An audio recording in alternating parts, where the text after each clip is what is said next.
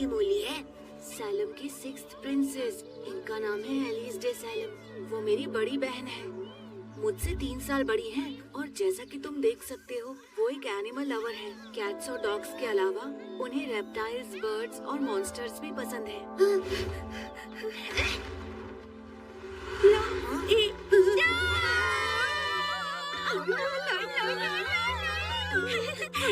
आपसे मिलकर बहुत अच्छा लगा। आप ठीक हो ना? प्रिंस लॉयड आके खोलिए प्लीज। मुझे इन्हें किस करके वापस होश में लाना होगा। जब ये भागी तो मुझे लगा कुछ गड़बड़ है। एलिस देखो ना। अरे ऐसा क्यों है कि जब भी आप लॉयड से मिलती हैं तो उस पर कूदकर किस करती है प्रिंसेस एलिस? क्योंकि ये बहुत क्यूट है। तो बताओ कैसे आना हुआ? जरूर आने की वजह तुम्हारे चहेता बेवल्फ ही होगा, है ना? उसका नाम शीरो है। वाह, अब तो पहचान गई। ये एक बेवुल्फ है। बस दिमाग में आ गया। हालांकि मुझे लगता है कि इसकी एक वजह इससे जुड़ी जादुई शक्ति भी है। हमें चलना चाहिए। मुझे नहीं लगता कि प्रिंसेस एलिस को जादुई शक्ति का कोई अंदाजा भी है। मुझे ऐसा बिल्कुल भी नहीं लगता कि वो आपको मॉन्स्टर के साथ बात करना सिखा सकती है। कुछ देर और देखते हैं। एलिस सुनिए, आप हमें अपना कोई मॉन्स्टर दिखा सकती हैं? मैंने उससे पहले आने को कह दिया। मैं इससे मिलवाती हूँ। इसका नाम है लीरूथर लेसफेंड्रिया। ये बेवुल्फ से ऊंचे क्लास की मॉन्स्टर है। ये मेरे प्रेजेंस डिटेक्शन से बच गई। लेकिन चौंकाने वाली असली बात कुछ और है। लो, इसे तुम वापस ले लो। इन्होंने इसे आखिर कमांड कब दिया? फेंड्रिया को पता था कि जब हमारी पीठ उसकी ओर हो तब अप्रोच करना है। 1 मिनट, अगर उन्होंने हमें पता चले बिना सिल्फा का हेयर बैंड लेने को कहा तो क्या ये सब मेरी दीदी के कमांड से हुआ? उन्होंने कॉम्प्लेक्स कमांड दिए होंगे किसी को पता चले बिना। अमेजिंग, न जाने वो कैसे कर पाई। मुझे जानना है। दीदी प्लीज मुझे सिखा दो। मैं चाहता हूँ कि शीरो से बात कर सकूं। ये कोई आसान काम नहीं होगा, you know? चलेगा दीदी, I love challenges। तो ठीक है, मैं तुम्हें सिखाती हूँ। जानवरों से बात कर पाने की खूबी का असली राज ये है कि क्या है असली राज दीदी? मोहब्बत। क्या? हाँ, मोहब्बत। अगर दिल में मोहब्बत हो तो तुम किसी भी मॉन्स्टर को समझ पाओगे और उससे बात कर पाओगे।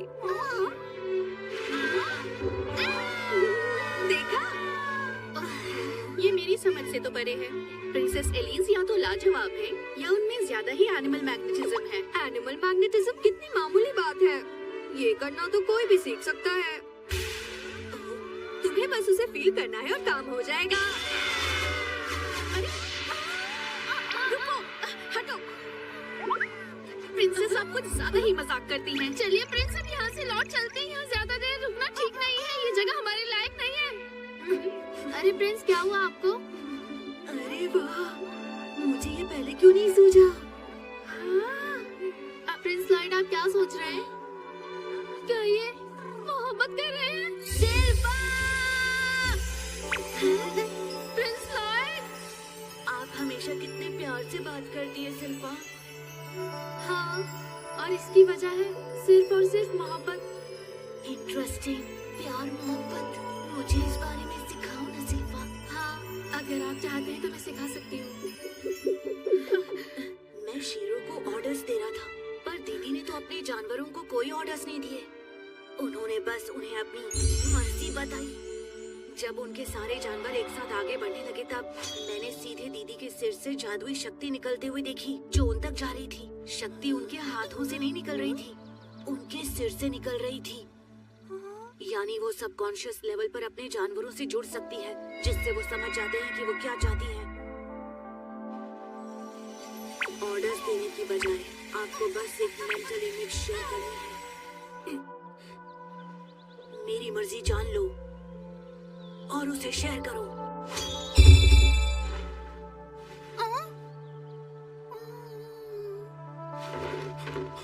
क्या बात है? कमाल हो गया, इन्होंने तो कोई कमांड ही नहीं दी। 3 बार और कूद जाओ।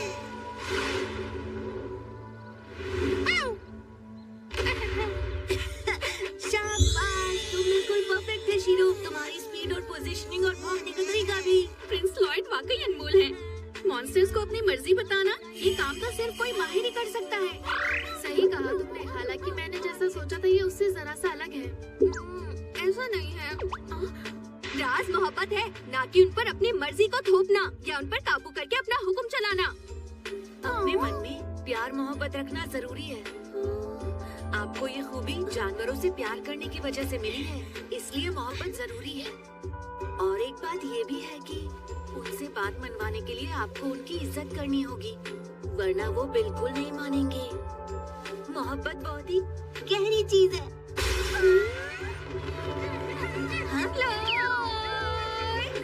अरे दीदी, आप रुक भी जाओ। जानवरों से जुड़ी हुई इमेज शेयर करना बंद करो। समझ आ रहा है मैं क्या कह रहा हूँ? सिल्फा एरीज, छोड़ो मुझे, हट जाओ। सब गड़बड़ हो गई, हद है। मैं आपसे माफी चाहती हूँ प्रिंस।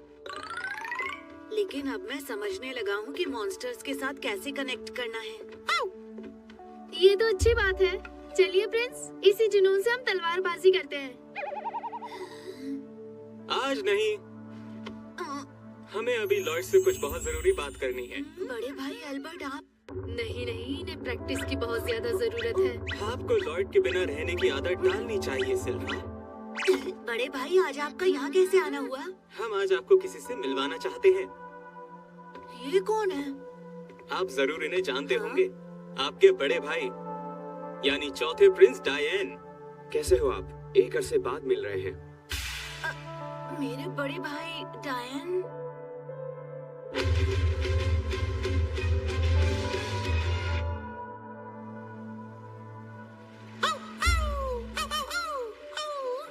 लॉयड, एक बात बताएं, हमने सुना है कि आपने एआई के स्पेल बाउंड स्वॉर्ड को एन्चांट किया।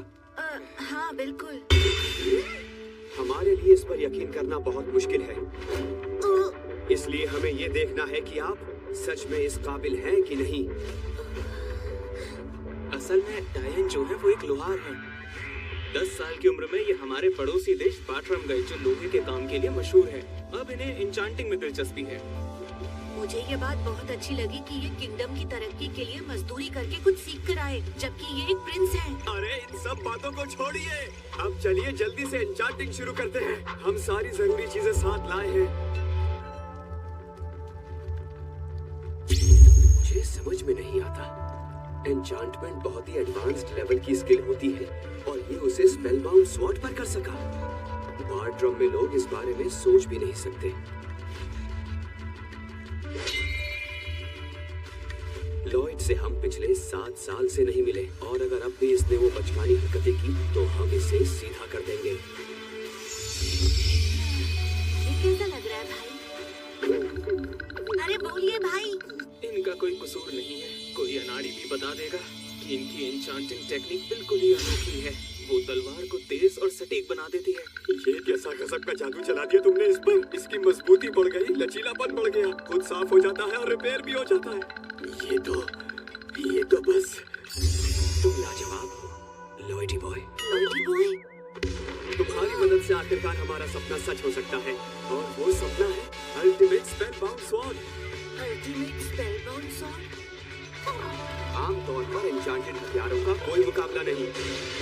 स्टील तैयार करते वक्त मैजिक स्पेल उसमें डालना है, जिससे आप ज्यादा से ज्यादा एडवांस्ड मैजिक कर सकते हो। तुम्हारे और मेरे साथ आ जाने से हम बनाएंगे एक शानदार सुपर वेपन जिसका कोई मुकाबला नहीं। आपको एक बात बताएं, लॉयडी बॉय, बचपन से ही हमें जादूगरी का बहुत शौक था, पर कभी बात नहीं बन पाई। हमने कभी वो हुनर ही नहीं था। स्पेलबाउंड स्वॉर्ड्स तो कमाल की हैं, कोई भी उन्हें चला सकता है और वो आग उगलती है बिजली की रफ्तार से। हम चाहते हैं कि हमारे देश में किसी दिन हर कोई स्पेलबाउंड स्वॉर्ड लेकर कमाल की जादूगरी करे। यानी जिन्हें मैजिक नहीं आता वो लोग स्पेलबाउंड स्वॉर्ड्स चलाएंगे।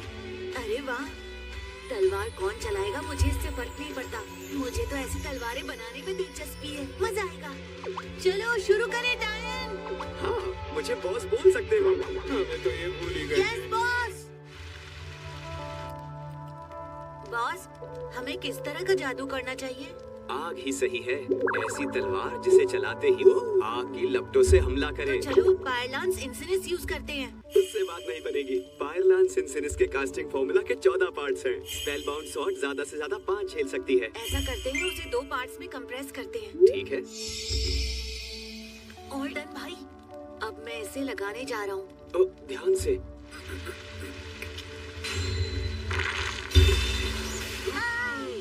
जादू ने छुआ ही था कि ये टूट गई। फायरलांस इन्फिनिट का वजन बहुत ही ज्यादा था। कंप्रेस करके 4 पार्ट्स में बांट देता हूँ। करके देखता हूँ बात बन जाए। फिर से ट्राई करते हैं।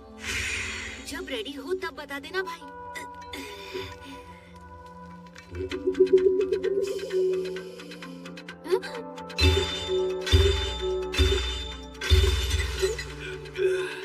अरे क्या करें, ये तो फिर से टूट गई। I am really sorry. गलती मेरी है। मैंने काफी सारा माना एसेंस वेस्ट किया। पर क्यों? मैंने तो स्पेल की इंटेंसिटी मामूली फायरबॉल जितनी की थी। इतना तो ये कम ही सोचता है। इतना परेशान मत हो लॉयड बॉय। चाहे जो हो जाए, तुम्हारी जादुई शक्ति को मैं हथियार पर लगा ही दूंगा। ठीक है बॉस। अरे सुनिए मास्टर, बोलो ग्रिम क्या हुआ? ये तो माना एसेंस है। इस बारे में परेशान मत हो, हम कोशिश करते रहेंगे। मैंने ढेर सारा माना एसेंस जो खरीदा है, वो भी बहुत ही सस्ते में।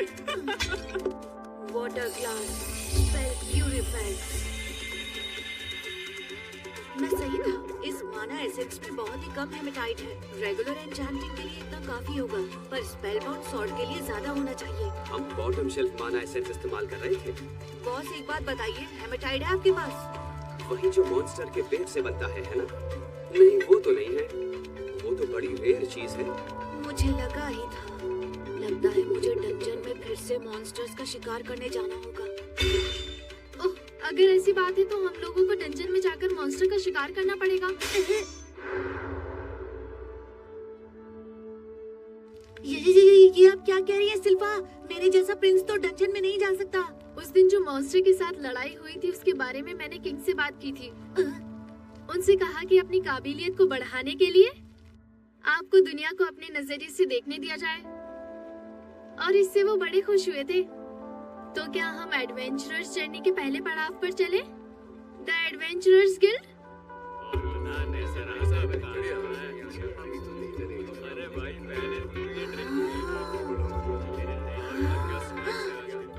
Welcome to adventurers guild. मेरा नाम है कटरीना।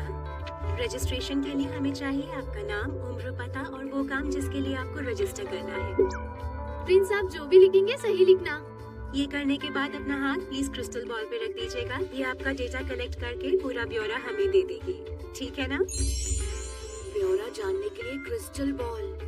याद आया, इसे मैंने पिछले जन्म में यूज किया था, मैजिक एकेडमी में एडमिशन लेते वक्त। उसमें थोड़ी सी जादुई ताकत होती है, छूने पर शरीर में फैलती है और आपका पूरा ब्यौरा मिल जाता है।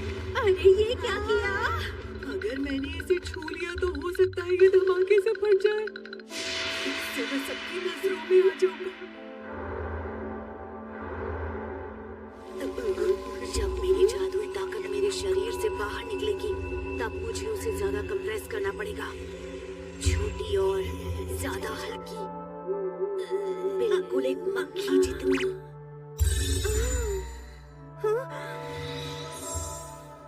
इस बेचारे को ओवरऑल रेटिंग मिली है। किसी अनाड़ी की भी डी तो आई जाती है। ओवरऑल रेटिंग तो ई है, लेकिन जादू की रेटिंग ए है, एक तजुर्बेकार जादूगर के बराबर। अजीब है, मुझे लगा था मैंने अपने जादू को 1% तक घटा दिया है। मुझे पूरा यकीन है सिल्वर ब्लेडर के बाद प्रिंस लॉयड ही सबसे नए प्रॉमिसिंग एडवेंचरर हैं। इसकी बराबरी सिल्वर ब्लेडर से करते हुए शर्म नहीं आती। एक लेजेंड सिल्वर ब्लेडर जिसने अनगिनत डंजन पार किए हैं और ए रैंक पर पहुंचकर अचानक से कहीं गायब हो गई। ये कल का लड़का उसकी बराबरी करेगा। ए रैंक और ए रैंक के बीच में कोई फर्क नहीं समझती।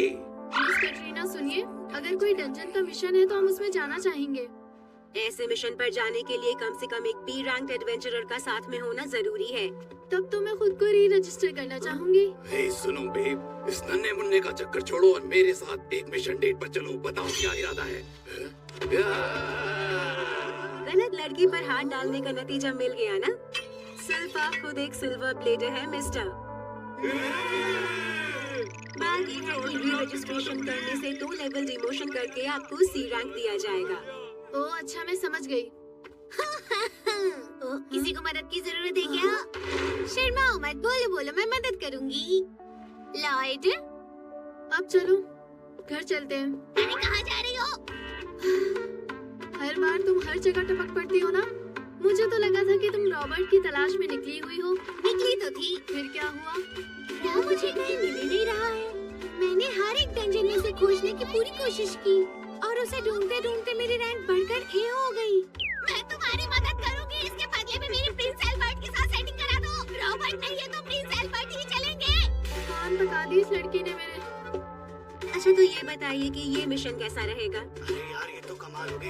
ये 500 लौटा दो जरा कुछ मुझे। समझ नहीं आ रही ये चीज़। नहीं मुझे पता नहीं था कि आप इतनी अमेजिंग एडवेंचरर हो सिर्फ। अब मैं क्या ही तारीफ करूं। मैं काफी लंबे अरसे तक एक एडवेंचरर रही हूँ।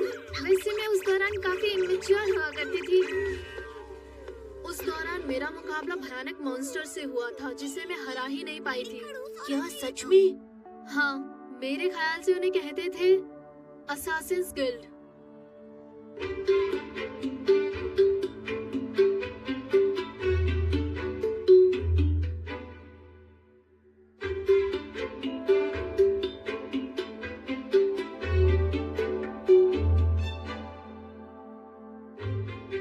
काम कैसा चल रहा है डायन? सब ठीक चल रहा है एल्बर्ट। लॉयडी बॉय सारा सामान लेकर जल्द ही आएगा। बस अब उसी का इंतजार है। समझ गए, तो कुछ दिन लगने वाले हैं। अब ये मत कहना कि युद्ध होने वाला है। हालात अब वाकई खतरनाक होते जा रहे हैं। ये क्या कह रहे हो? थोड़ा समय और चाहिए। एक बार लॉयडी बॉय लौट आए, फिर हम स्पेल बाउंड स्वॉर्ड्स बना सकते हैं ढेर सारी। आप दोनों को साथ लाने का मकसद था कि आप दोनों भाइयों की तरह रहें।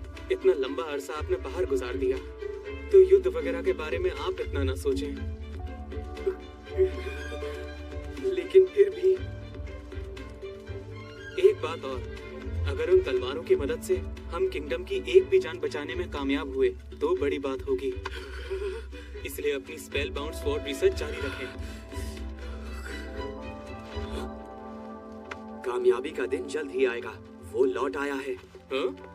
बस वो देखो, वो सिर्फ लॉयडी बॉय नहीं, एक उम्मीद की किरण हमारी तरफ चली आ रही है। हम जानते हैं। पता है डायन, लॉयड को हंसते हुए देखकर हमें बहुत सुकून मिलता है और हौसला भी मिलता है। लगता है जैसे उनके लिए कुछ भी नामुमकिन नहीं है। वो परेशानियां यूं ही दूर कर देते हैं।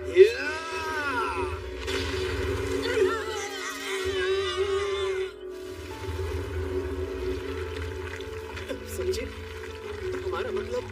मुझे अंदाजा नहीं था तुम ये कह रहे हो। इस पर कुछ ज्यादा ही जादू कर दिया। अगली बार थोड़ा कंट्रोल में करूंगा।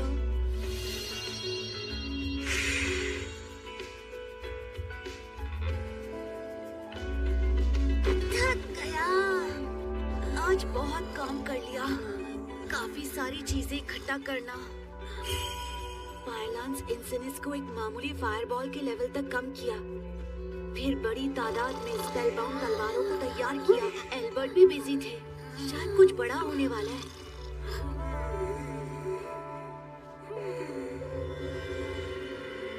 सेंट्रल गार्डन में कुछ तो है, लेकिन वो असल में क्या है कोई अंदाजा ही नहीं है।